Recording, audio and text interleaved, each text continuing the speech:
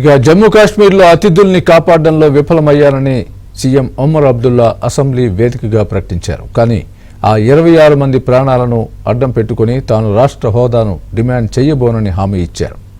ఈ విషయాన్ని జాతి తీవ్ర వేదనల్లో ఉన్నప్పుడు కాకుండా మరేదైనా రోజు లేవనెత్తుతానని చెప్పారు. పహల్గాం దాడిపై చర్చించేందుకు అక్కడి అసెంబ్లీ అత్యవసరంగా సమావేశమైంది. ఈ సందర్భంగా ఉగ్రదాడిపై ఒమర్ అబ్దుల్లా తీవ్ర విచారం వ్యక్తం చేశారు.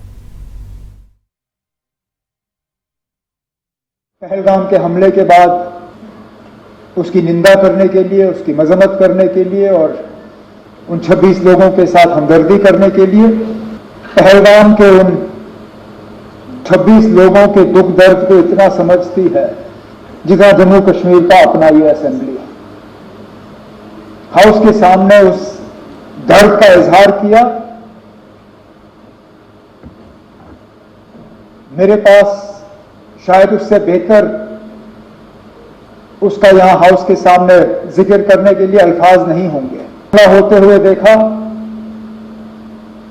नायक साहब, उस हमले की जो निशानी उन पर रही, इस हाउस के तरफ से इस हमले की मजम्मत हो